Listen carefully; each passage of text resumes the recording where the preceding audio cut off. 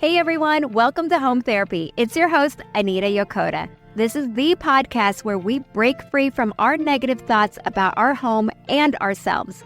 As a licensed therapist and interior designer, I'm committed to bring you raw, relatable, and revealing home therapy sessions to help renovate the real in all of us.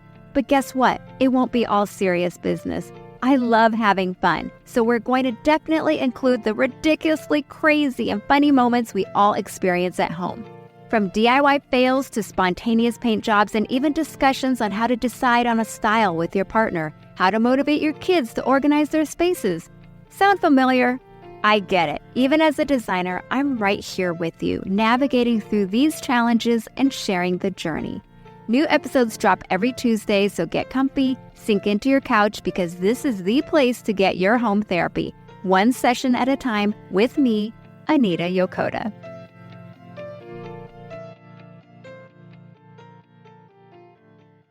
Claudia, welcome to our home therapy podcast. I have watched you up close, from afar.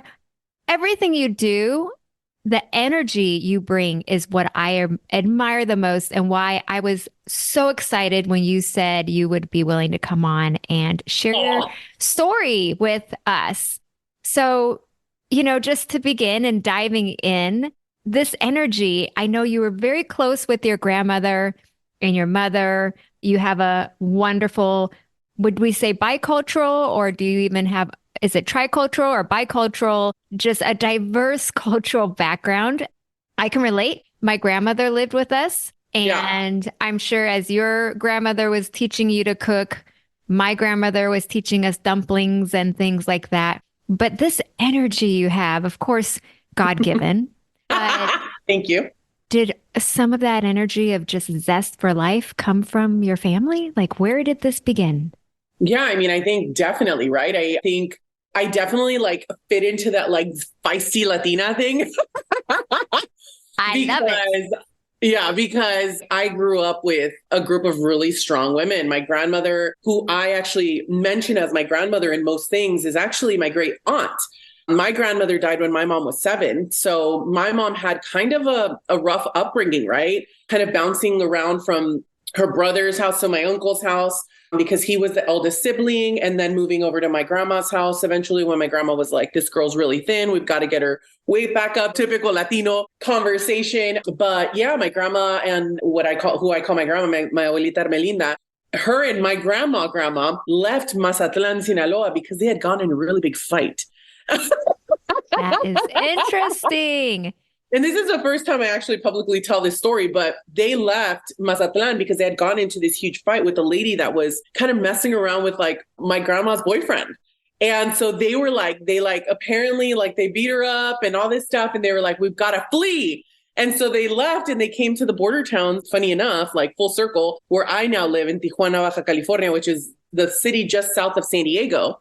And they came here and they decided to make a life for themselves. And fast forward to when I came into the picture, my grandma was the one that helped my mom as a single mom kind of get through life. And my grandma, she did whatever she could, from cooking to selling, reselling stuff at swap meets. She did that for years. And I just think that she kind of raised all of us with this kind of perspective of you're going to do whatever you have to do to get far in life and to get your kids ahead and to put them through education. And she put everyone through school and made sure everyone got through school. And along the lines, obviously, also taught me how to cook, and taught my mom lots of the recipes that, that my grandma would have obviously shared if she had lived a little bit longer. But such is life. And I think, sometimes all that rough and tumble of life and those tribulations and how you overcome them really teach you to be so grateful and positive. When things are good, it's like, hey, let's celebrate. Let's laugh like no one's listening. And, and when we all get together, it definitely sounds like a bunch of cackling witches, we say.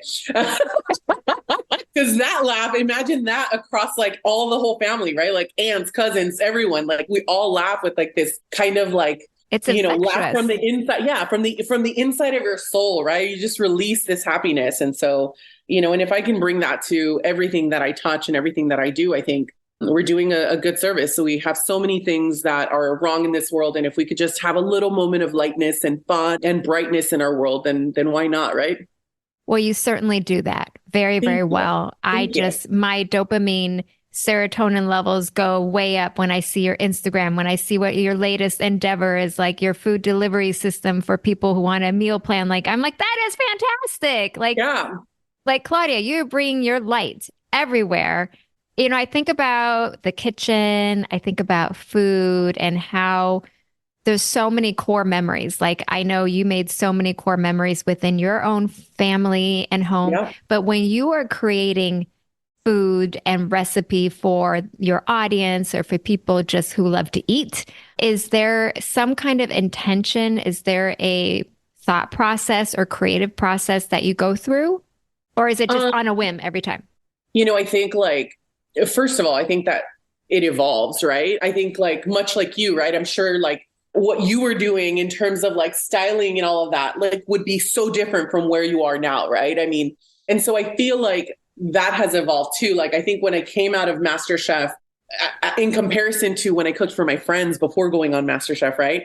Different perspectives, different ideas, different things. And I think like one of the things that I really tried to do on MasterChef, for example, was to create menus that were very elevated and very highbrow and very poised and very all of those things. And in order for somebody like a Gordon Ramsay to take Latino food, in my opinion, seriously, because that's really what is happening, right? In the world, cultural food, right? And it doesn't have to just be Latino. It could be Asian. It could be all of the other Southeast Asian, African, like all of these different cuisines that are from what we call third world countries. These foods are not valued. They're seen as something that should be affordable and cheap, and like as though the ingredients somehow or the cooking technique doesn't require as much skill level as something that would be made out of a French brigade system, because that's what we've seen as the chef, right? And so I think like my perspective then was, how can I make Mexican food prettier, more beautiful, more presentable, more French?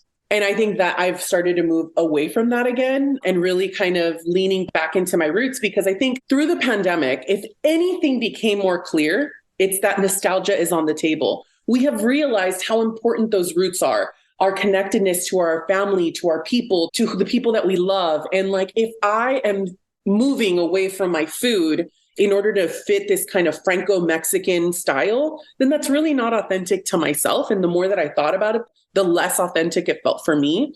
And so do I still have like the plating techniques and stuff? Yeah, of course, right? And do I still try to make some things a little bit sexier by using some of the French techniques in order to make like strain the sauces and all of that? Yes, absolutely. Clarifying consommes to make them more luxurious and sexy. Yes, I do those things. However, at their core, it has to taste and it has to be Mexican the way that my grandma did. Because what ends up happening is I will have people that will literally come to tears at the table. And it's that connectedness to, oh my gosh, like I grew up with food like this. This felt like a warm hug. I don't even know your abuelita, but this tastes like my abuelita's food. Or I'm not even Mexican, but I felt Mexican. And that type of connectedness, I think, it's like that type of connectedness, I think we can all relate to right there. Even if it wasn't your mom who was cooking, there's somebody in your family who made, even if it was, I don't know, shepherd's pie, right? Whatever it is, there is something in your family that is just so reminiscent of the people that came before you, or that love you, or that want to spend time with you, and that wanted to cook with you. Well, listeners couldn't see my head, but I was like a bobblehead, like nodding up and down frantically, because you make my heart sing. You know, as a therapist and interior designer, my main passion is to combine those two and use our home as a therapeutic environment. And that's one of the reasons why I wanted you to come and share your story and your thoughts, is that vulnerability, that authenticity, getting back to the roots. It all started, I mean, we had a blaring wake up call during the pandemic. Yeah. And I know that also prompted you to now be, you know, you have your foot in your home country and in the States, but it just prompted us to really explore our roots and where we want to stay present, Yes. where we want to renew ourselves, and therefore then be more creative, right? Because we can't really be creative without taking pause and rest. And so I'm really curious, besides cooking in your home, are you a tub time girly? Like, do you love, like, what's your way of relaxing, renewing besides inspiring recipes and cooking? Oh man. Well, I'm not a tub time girly. I don't have a tub. Mexico does not have a thing for tubs. So no big deal. I've never been a big bathtub girl per se. I think like for me, I'm really a big fan of, and I think you talk about this in your book, and I kind of reached out to you about kind of creating these spaces, right? That are like, just bring you zen. And I know it sounds silly because I know so many people are like, get away from caffeine. But like for me, my coffee is kind of this ritual that I have to do every morning. It's the smell of the coffee. It's the preparation. It's like, it's all of it, right? It's not just like I'm brewing coffee, right? Like I'm brewing coffee and I'm making special and I'm using my monk sugar and I'm using this, like, and so like I'm creating my own. And it's interesting because I ended up in this space because of a tragedy. And now it's become such a ritual for me that like every time I make my coffee, I'm just like I feel like more equipped to take on the day and like everything is going to be okay. And so like I have two stories in this house. And I was just telling my daughter, I was like, I think I'm going to order a second like coffee machine because they don't pay me. I think I'm going to order a second one for downstairs because sometimes like I don't necessarily want to come upstairs, but I still want to be like in my zone area, and like, so I'm like, maybe I'll create like my own little nook, like little area for my coffee downstairs so that regardless of, because this house feels like it is two, like I get two living rooms. So like, it feels like two houses, but my bedroom's downstairs. So like, if I want to just have like a lazy day, I think like that's also a big one. I'm really happy that I came here.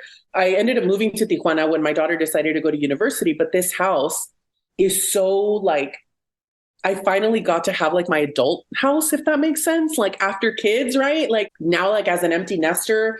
And so like I bought beautiful furniture and like I bought like the nice one that like isn't going to get ruined by like kids. Like I bought like the beautiful, what are they called? Like marble tabletops and stuff for like my side tables because I know nobody's going to be spilling like soda or something on it. So like it's like those little touches and things that like when I come home, I'm just like, yes. And I needed that. I really needed that because I think right now I'm kind of in like a very big nesting phase where I want to be home and I don't want to be out. Like as much as like my friends are like, you need to get out of the house. Your kid's no longer there. Like, but I'm like, yeah, but like, I love my house, like for the first time I have like, even right now, like I'm sitting at my dining room table, but like I'm looking at my table and I love looking at my table. I like created this kind of tablescape that's like vines. And to me, it means opulence. I created it for New Year's and I wanted to create this. It has like lettuces and grapes and berries and golds and things like that. And my daughter goes, Mom, that looks a little goth. And I was like, well, maybe your mom is a little goth. Because it's got like blacks and whites and, and it's on the darker tones and my table is darker. But I think like it's me though. Right. And I think like so often when you find a space, like I love looking at the background of your house, right? Like your background, beautiful, but like that would never be my house. Right. Like, and everybody has what speaks to them. Right. And deep behind this like red hair, everybody thinks like, oh, she's like dyed her hair because she's, spicy Latina. And it's like, yeah, I am those things. But I actually dyed my hair because I was super into punk and goth music before, way, way, way back in the day. And so like now that I'm coming back to my own, I feel like after being a mom, this single mom for so many years, working hard to get her daughter to university, now I'm like creating a space that's my own and like rediscovering myself through my space. And God, that is so powerful. Like I got chills just saying that, but it really is. Absolutely. I think nostalgia, as you mentioned, but just that vulnerability and authenticity that you and I love so much, but it can be kind of scary, right? Oh my God, it's a little so intimidating. And I can already see the listeners, some of them may say, I don't really know, for me, it's like, well, I don't really know my style or I don't know what I like. Or for you, maybe your audience would be saying, I don't really know how to cook. Like, what are my first steps into finding my own cooking style or recipes or my own style of interior design? There's a sense of letting go of control and vulnerability. How do you advise someone who's new to cooking? Let's just That's just the easy one, to start exploring their culinary skills. Because I think there's a lot of people with limiting beliefs that think, oh, I'm the worst cook ever. Like I could never cook like my friend who's the hostess with the mostest. But I have a feeling we all can give ourselves more credit. Oh, totally. So how do we foster that in the kitchen? Yeah, I think it's really a matter of stopping that like kind of self-deprecating talk, right? Like, oh, well, I can't boil water. I burn water. Like, it's like, okay, right. But like anybody can burn water. I've burned water. I'm a master chef. Like everybody can like forget about it because we're distracted, right? I think one, if you consider what you're actually doing, I think like so much of cooking is actually not about cooking. It's about nurture. For me, like when I think about food, I think about like nourishing my body, nourishing the people that I love, and then creating something that is going to be delicious and nostalgic and all those things, right? But on a kind of pulled back version, right? I'm gonna reference something so basic, but girl dinner on TikTok. Girl dinner, right? I love Everybody, right? Everybody knows what girl dinner is, right? And for those people that don't know because they're not on TikTok like I wasn't, girl dinner is essentially like things that women put together on a plate that don't make any sense because you just don't have the time. And so a lot of my friends who don't cook always end up with the girl dinner. And then when I look at those girl dinners, I'm like, I know you said you don't know how to cook, but let me explain why every single thing on that dish makes perfect sense. Because you know you need a protein, because you know you need like a veg, you know you need a sauce. Like there's all of these little things that all create actually a composed dish, even if it is things that don't make sense put together. And then you still add a dessert because you probably add a candy or a little bread or like a little, you get what I'm saying. Yes. And so when I say that to them, they turn around and go, well, dang, I didn't think about that. And I'm like, yeah, because we all know what the basics are. So if you want to get out of your own way in the kitchen, I think the biggest thing is to work on your strengths. I don't sit there and go, I am the best at making fresh macaroons, because I know I'm not. I have failed hundreds of times. And when I say hundreds, I mean hundreds. Like I was trying to open up a bakery and I was like, macaroons are like a big thing in Tijuana and on the border. Like I want to do this. It is not my thing. It is okay to accept that is not your thing. But just because one thing isn't your thing doesn't mean that you can't get better at other things, right? Like I'm a really big fan of like perfecting one dish and making that like your signature dish, right? Regardless of what it is, even if it is mashed potatoes, right? Like I think that when you create something like that, then you can add to it, right? You can take another small recipe and add that to your mashed potatoes and be like, that's right, I made that. Last night, my girl dinner, my chef dinner was mashed potatoes sauteed with some broccolini and some mushrooms. And I dropped a little bit of demi-glace on there. Like that was it. Like fully vegetarian, you know what I mean? Just like super yummy. But my point is like, sometimes I think we overthink it. So really getting out of your way means stop overthinking it, try, practice. And the only thing you can do is find out what you're not good at, let go of that, and then move on to the next thing. And just know that everyone fails. I mean, my cochi dorado recipe, which is my little cookie, it was 187 times it took to get one recipe to what it was. So know that chefs don't get there by being perfect the first time. No, like, and in fact, I take this lesson from like my high school, like drill teacher. She would always say, practice doesn't make perfect. Perfect practice makes perfect. And I would be like, damn. Because the truth is, practice makes perfect. Like you have to practice and practice and practice and practice and be gentle with yourself. It's not always going to be perfect. And the amount of things that I have burned in my life, it's not.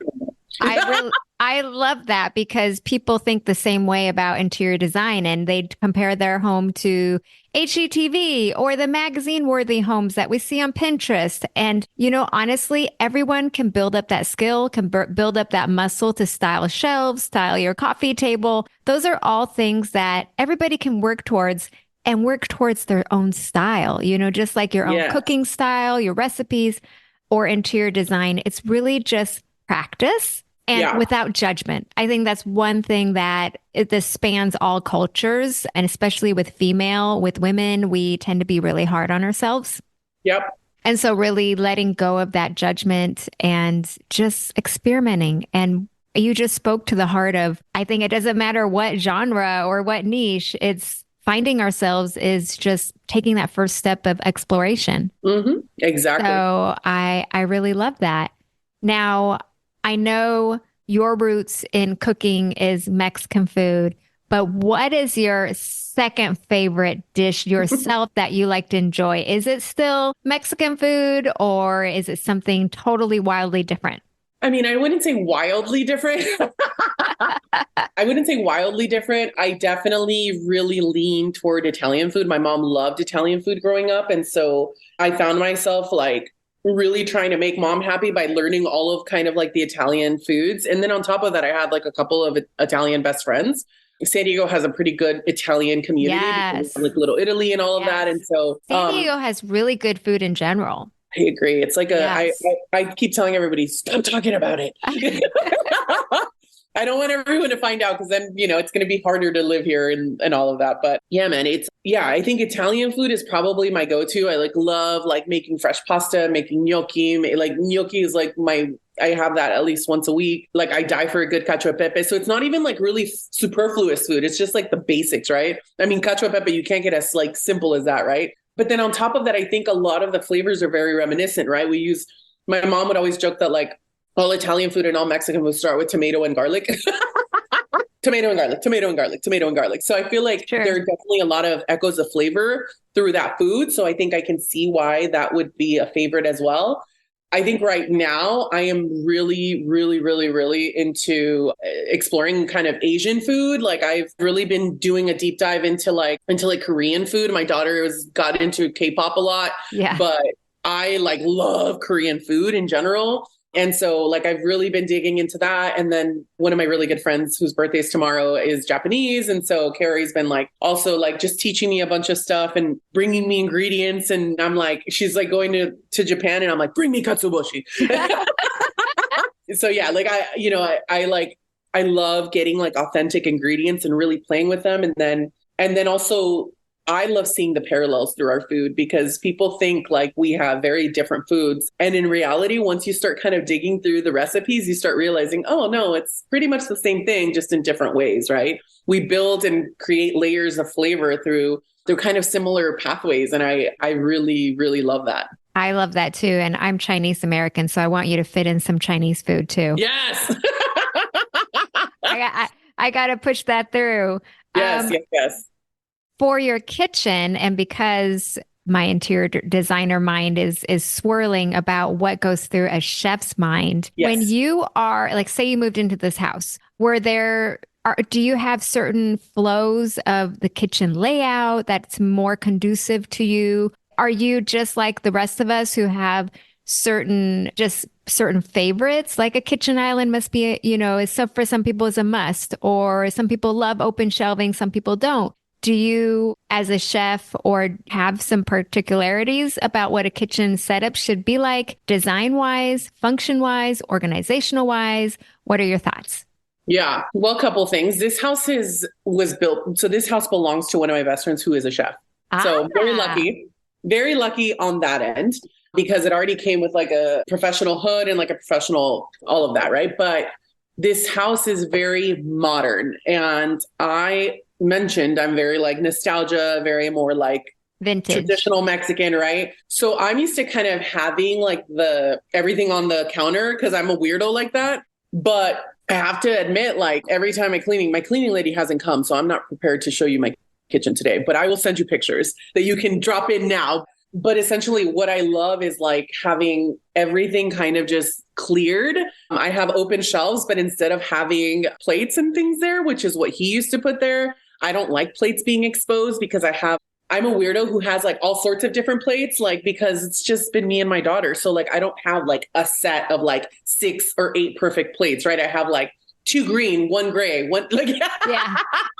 That's our house. But that works for me, right? Because again, it's for me, I take pictures of my food and my dinner and that's content, right? So I have to kind of have that variation. But what I have are all of my cookbooks, right? So I love that. I love because it also makes me feel okay, I'm ready to cook, right? And there's inspiration everywhere. So I feel like also mentally it prepares me because I think like, okay, well, I can come up with something regardless of what ingredients I have. Because, sometimes, and I know every single person feels this, even chefs, you open the fridge and you're like, I don't even know what to make, right? You're like, That's these are me just every day, Claudia. We need to talk about that later. Yeah. But my point is, when you walk into a kitchen and you have these cookbooks, you're like, well, I can figure something out. Between all of these books and all of this inspiration, I've got to figure something out. So it makes me more inclined to cook at home instead of like going out to cook or ordering in, which is easy to do when it's just one person, right? It's the perfect excuse to be like, well, I'm not going to like make dirty the whole kitchen. And then of course, then I do,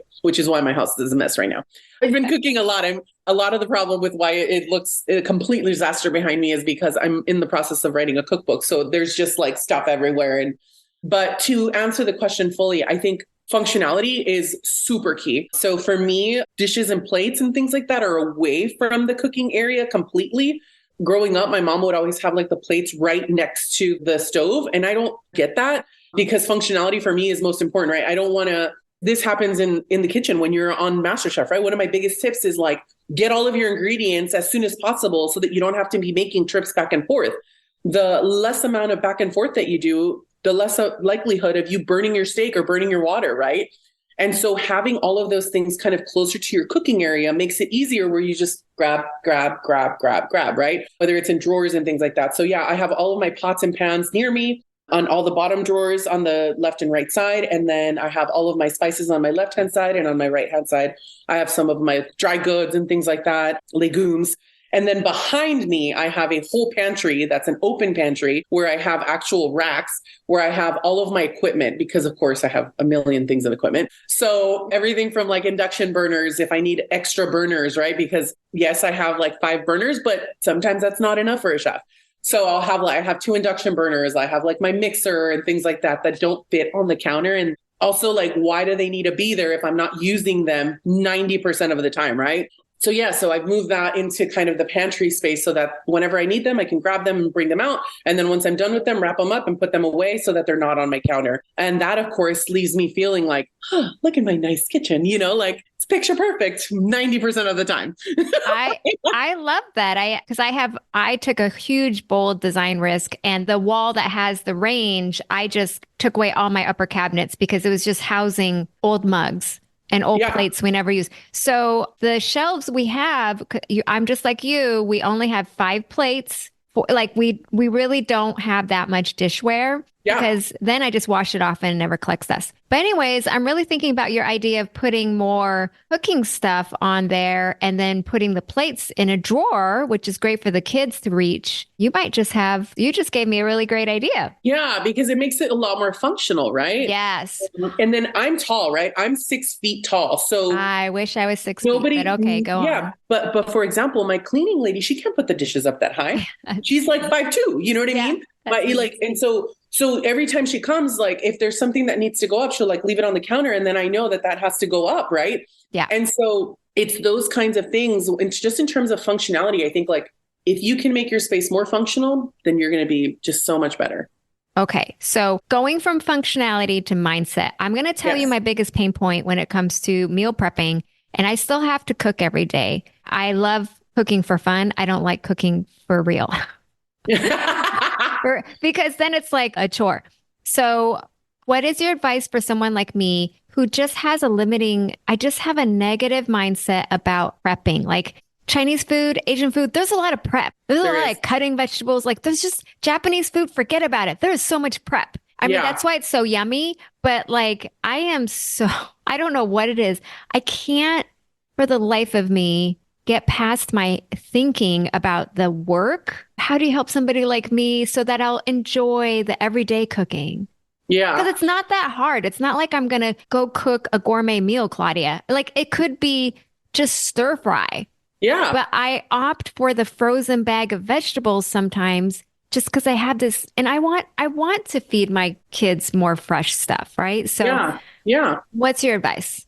Well, a couple of things. I think knowing that sometimes you do need the frozen veggies is also fair. And you also need to forgive yourself for that, because if I sat here and said I make everything from scratch, I would be lying to you, right? Like, I'm not going to make, I don't know, let me think of something, gochujang by myself. Like, no, thank you. Right. I am not going to, what is another one that really just kills me? I don't know. I don't have one right off the top of my head, but I think like there are things that you should definitely consider, right? In terms of prep, I always use prep time as, I think of it as self-care time. Let me explain. Okay, please.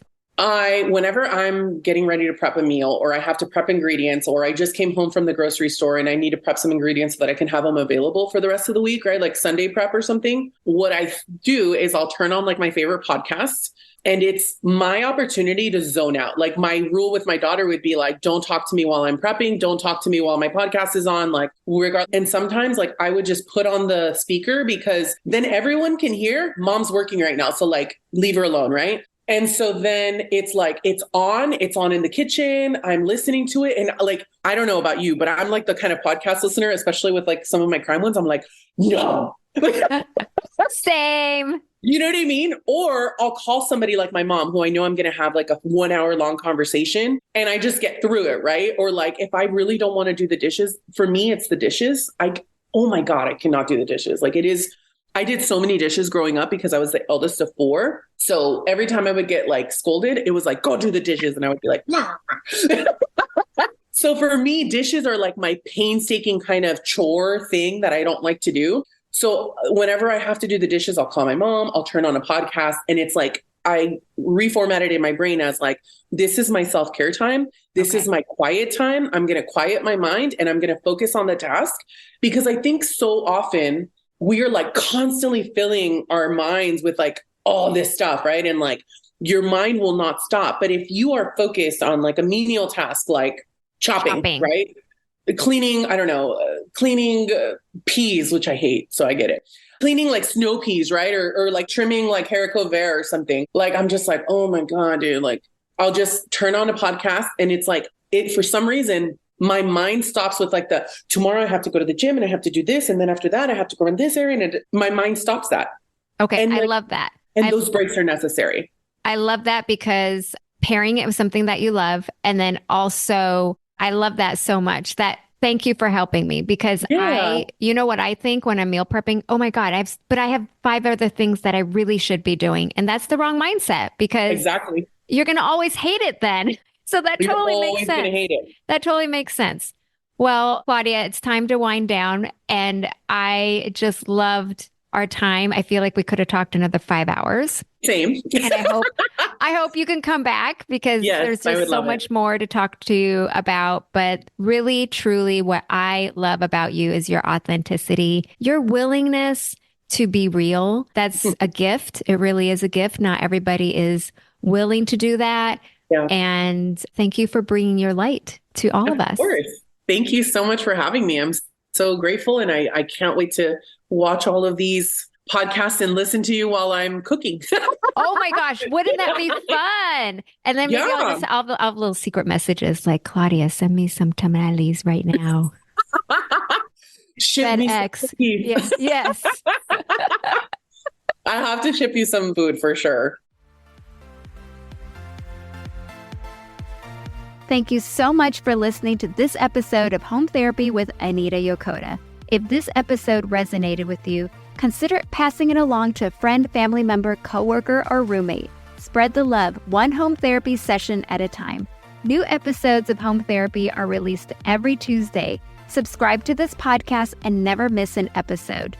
To leave a rating or review of the show, head to Apple Podcasts and let me know what you think. I love hearing from you.